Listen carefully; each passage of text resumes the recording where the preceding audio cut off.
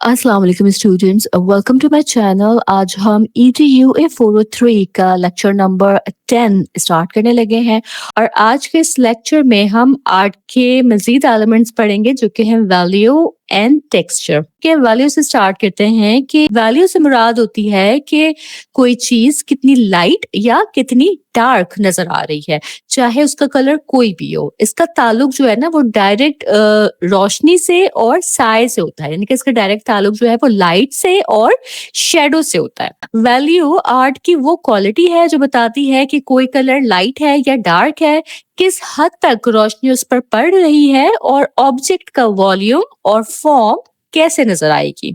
ठीक है, एक एग्जाम्पल से इसको समझते हैं कि अगर आप एक वाइट मग को रोशनी के नीचे रखें, जिस हिस्से पर रोशनी डायरेक्ट पड़ेगी वो लाइट वैल्यू होगा, सही है, और जिस हिस्से पर जो है वो साया होगा वो डार्क वैल्यू होगा।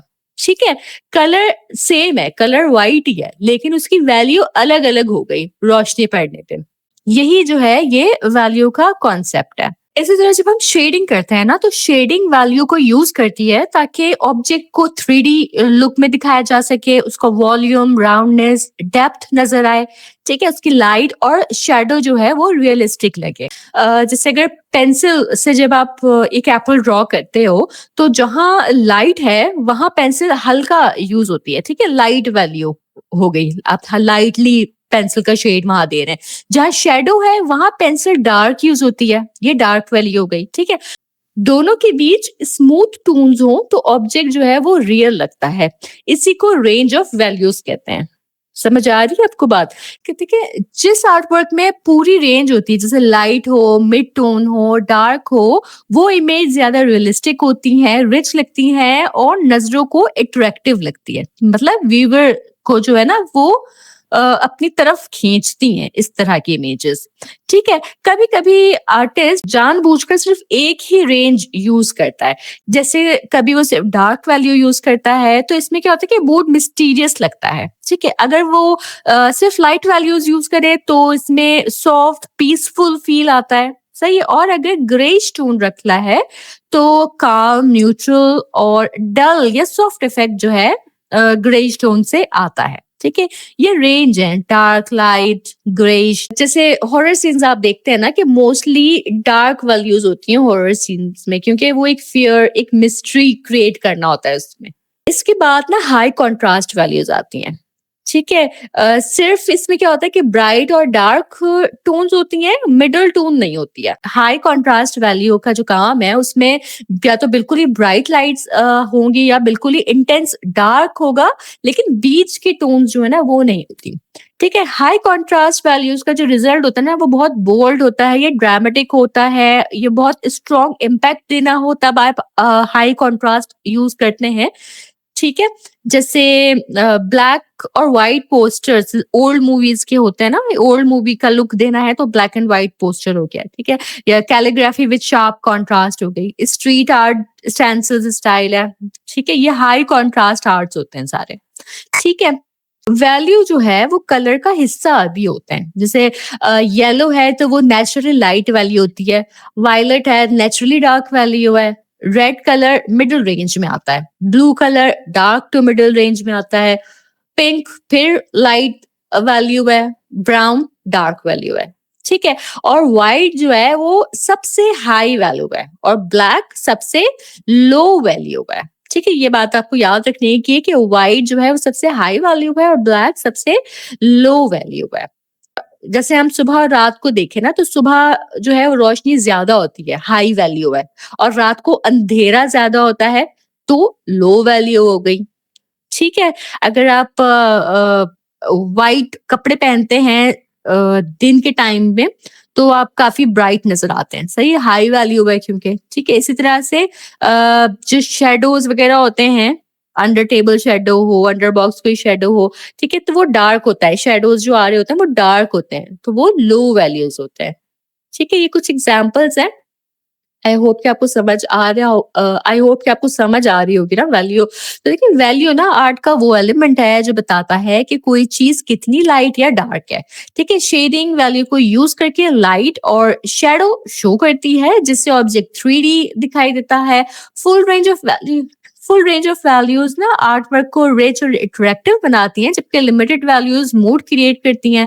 वाइट स्पेस, वाइट जो है वो सबसे हाई वैल्यू है, ब्लैक सबसे लो वैल्यू है। ठीक है, और कलर्स भी अपने नेचुरली वैल्यू रखते हैं, जैसे येलो लाइट है और वायलेट जो है वो डार्क वैल्यू है। ठीक है, अब बात करते हैं कि वैल्यू की इम्पोर्टेंस क्या है, ये इम्पोर्टेंट क्यों है। तो देखिए अगर वैल्यू कंट्रास्ट ना हो ना तो हम चीजों को पहचान नहीं सकते। जैसे अगर इस पेज पर जो आपको शो हो रहा है, इस पेज पर लिखाई और बैकग्राउंड का कलर सेम होता, ठीक है, तो आप कुछ भी रीड नहीं कर पाते। तो ये एक कॉन्ट्रास्ट क्रिएट करता है। ठीक है, इसके अलावा ये अटेंशन भी ड्रॉ करता है कि ह्यूमन आई नेचुरली उन जगहों पर पड़ती है जहां हाई कॉन्ट्रास्ट होता है। ठीक है, आर्टिस्ट इस स्किल को यूज करते हैं ताकि वो व्यूअर को बताएं कि आर्ट वर्क का मेन एरिया जो है वो क्या है। सही है।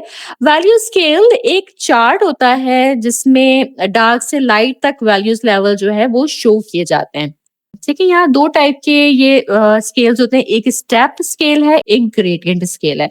स्टेप स्केल में हर बॉक्स में एक क्लियर स्टेप जैसे डार्क मीडियम लाइट ये होता है, और जो ग्रेडियंट स्केल है ये डार्क से लाइट की तरफ स्मूथ ब्लेंडिंग, ठीक है, कोई हार्ड लाइन नहीं होती, स्मूथ ब्लेंडिंग होती है। Values scales drawing skills improve करने के लिए बहुत इंपॉर्टेंट प्रैक्टिस होती है। ठीक है, तो ये तमाम चीज़ हमने वैल्यू के बारे में पढ़ी। आगे बढ़ते हैं टेक्सचर की तरफ कि टेक्सचर से मुराद है किस चीज़ का हिस्सा कैसा महसूस होता है या फिर कैसा दिखाई देता है। ठीक है, हम टेक्सचर को ऐसे वर्ड्स में डिस्क्राइब करते हैं जैसे rough, smooth, silky, fuzzy, shiny, sandy. ठीक है, इस तरह से हम टेक्सचर्स को डिफाइन कर रहे होते हैं। हर सरफेस का कोई ना कोई टेक्सचर होता है। ठीक है, हमारे पास जो है ना दो टाइप के टेक्सचर्स होते हैं, एक है रियल और एक्चुअल टेक्सचर और एक है विजुअल और इम्प्लाइड टेक्सचर। रियल और एक्चुअल टेक्सचर जो है ये वो टेक्सचर है जो हकीकत में फील किया जा सकता है। जैसे पत्थर की सतह है वो एक रफ टेक्सचर की है, ठीक है, या लकड़ी है वो अनइवन ग्रेन्स फील होते हैं उस पे, या कपड़ा है तो उसका टेक्सचर सॉफ्ट या सिल्की हो सकता है। ठीक है, अगर आप हाथ से टच करें तो बिल्कुल वैसा ही फील होगा जैसा दिखाई दे रहा है। ठीक है, जैसे दिखने में वो चीज है वैसी ही वो चीज आपको टच करने पे भी महसूस होगी। ये रियल या एक्चुअल टेक्सचर होता है। ठीक है, जबकि विजुअल टेक्सचर या इम्प्लाइड टेक्सचर जो है ये वो टेक्सचर होता है जो सिर्फ देखने में लगता है मगर असल में स्मूथ होता है। जैसे पेंटिंग में अगर किसी बिल्ली के आपने फर दिखाना है, ठीक है, तो आप विजुअल में उसको इस तरह का पेंट करेंगे कि लगे कि ये रफ टेक्सचर है, ठीक है, फरी टेक्सचर है, लेकिन जब आप उसको टच करेंगे तो वो स्मूथ है। ठीक है, इस तरह ड्राइंग में अगर आपको लकड़ी दिखा रहे हैं कि लकड़ी के ग्रेन्स बना रहे हैं तो लकड़ी के ग्रेन्स आपने ड्रॉ किए है ना, लेकिन जब आप उस ड्राइंग को टच कर रहे हैं तो वो ड्राइंग पेपर तो स्मूथ है। ठीक है, ये सिर्फ एक विजुअल इफेक्ट है। सही है, इस तरह से रॉक का टेक्सचर आपने पेपर पे बनाया है, यानी आर्टिस्ट ना इल्यूजन्स क्रिएट करता है। इसके बाद होता है सिमुलेटेड टेक्सचर, ऐसा टेक्सचर जो किसी रियल टेक्सचर की कॉपी हो, जैसे ड्राइंग में असली फर जैसा इफेक्ट। ठीक है, ये सिमुलेटेड टेक्सचर है। और अगर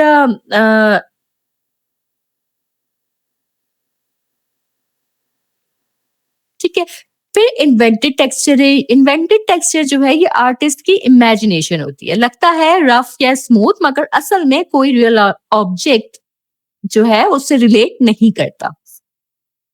टेक्सचर का रोल जो है वो आर्ट वर्क में ये है कि टेक्सचर को आर्टिस्ट कई पर्पसेस के लिए इस्तेमाल करता है। जैसे टेक्सचर आर्ट वर्क को बोरिंग होने से बचाता है, विजुअल इंटरेस्ट जो है वो क्रिएट किया जाता है टेक्सचर्स के थ्रू। ठीक है, जिस हिस्से पर ज्यादा टेक्सचर हो नजर सबसे पहले वहीं जाती है। सही है, तो फोकल पॉइंट बनाने के लिए टेक्सचर को यूज किया जाता है। इसी तरह स्मूथ और रफ सरफेसेस साथ दिखाना डिजाइन को स्ट्रॉन्ग बनाता है। ठीक है, कॉन्ट्रास्ट जो है वो क्रिएट करने के लिए टेक्सचर इस्तेमाल किया जाता है। ठीक है, कॉम्पोजिशन को बैलेंस करने के लिए भी टेक्सचर इस्तेमाल किया जाता है कि टेक्सचर आर्ट वर्क की ओवरऑल अरेंजमेंट को विजुअली स्टेबल बनाता है। टेक्सचर के परसेप्शन पे बात करते हैं कि टेक्सचर को कैसे महसूस किया जाता है। तो देखिए, टेक्सचर को ना हम अपने दो सेंसेस के थ्रू महसूस कर रहे होते हैं, या तो टच के थ्रू या फिर विजन के थ्रू।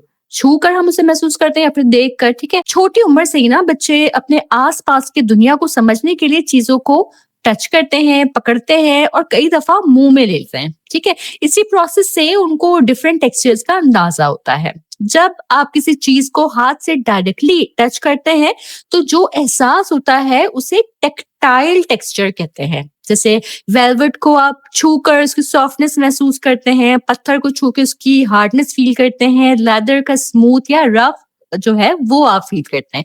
ये सब टेक्टाइल टेक्सचर है। ठीक है, कि आप हाथ से डायरेक्टली टच करके वो महसूस कर रहे हैं। ठीक है, विजुअल टेक्सचर क्या है कि कभी कभी हमें सिर्फ देखने से लगता है कि कोई चीज कैसी फील होगी। आपने पहले कभी लेदर, आइस या कंक्रीट या वेलवेट को छुआ होता है, सही है, आपने इसको फील किया हुआ है, सही है। लेकिन जब आप उनकी तस्वीर देखते हैं, आपकी आंखें आपको बता देती हैं कि वो सॉफ्ट है, स्मूथ है, हार्ड है या रफ है। ठीक है, क्योंकि आप वो ऑलरेडी फील किए हुए हैं। लेकिन अगर आप उस फोटो को छू लें तो ऑब्वियसली वो वैसी तो फील नहीं होंगी। जैसे अगर आपने वेलवेट का एक सूट देखा है, एक आपने रियल वेलवेट का सूट हाथ से टच किया हुआ है और एक आपने वेलवेट के सूट की तस्वीर देखी हुई है। ठीक है, आप तस्वीर को छुएंगे तो आपको नहीं वेलवेट की सॉफ्टनेस महसूस होगी ना। ठीक है, तो वैसे तो आपको स्मूथ फील होगा वो। ठीक है, तो ये विजुअल टेक्सचर है, सही है। इसीलिए क्या है कि विजुअल टेक्सचर एक इल्यूजन होता है, 3D सरफेस का एक दिखाई देने वाला असर है सिर्फ ये। हमारे पास जो है दो तरह के विजुअल टेक्सचर होते हैं, सिमुलेटेड टेक्सचर होता है और इन्वेंटेड टेक्सचर होता है।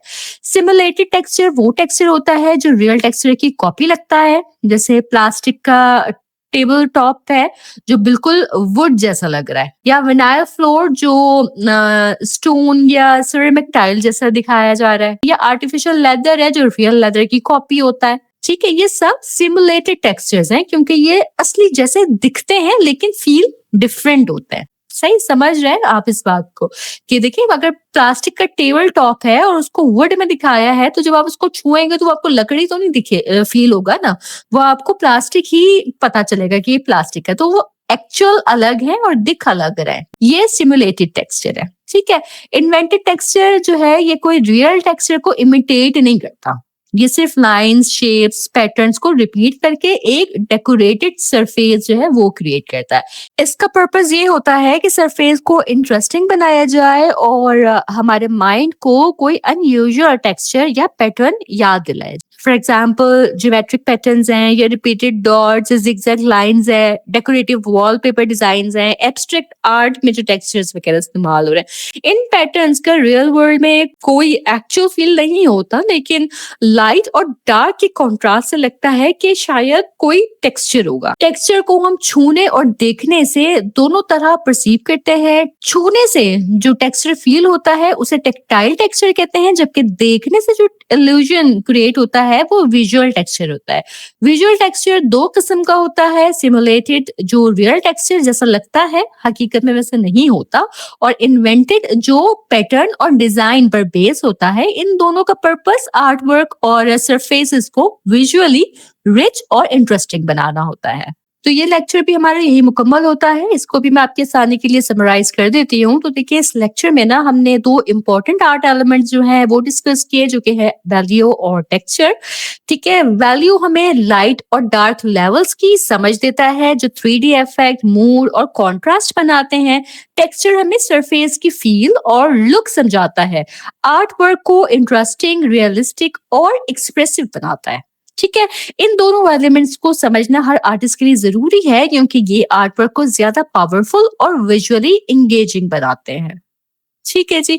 इसके साथ ही हमारा ये लेक्चर यहीं मुकम्मल होता है। मुझे उम्मीद है कि आपने ये एलिमेंट ऑफ आर्ट्स भी अच्छे से समझे होंगे। अगर आपके कोई क्वेश्चन्स हों कोई डाउट्स हों या अगर आप मुझे कोई फीडबैक देना चाहें तो ज़रूर मुझे कमेंट सेक्शन में बताइएगा। मैं इंशाल्लाह पूरी कोशिश करूँगी आप लोगों को रिस्पॉन्स देने की और चैनल सब्सक्राइब करना हरगिज़ ना भूलिएगा। मेरे लेक्चर्स को अपने फेलो स्टूडेंट्स के साथ वर्चुअल यूनिवर्सिटी के डिफरेंट ग्रुप्स में ज़रूर शेयर कीजिएगा ताकि ज़्यादा से ज़्यादा स्टूडेंट्स अपने मिड टर्म की अच्छी प्रिपरेशन कर सकें। मैं इंशाअल्लाह ताला अपने नेक्स्ट लेक्चर के साथ जल्द हाज़िर होंगी, तब तक आप सब अपना बहुत ख़याल रखिएगा। अल्लाह हाफ़िज़।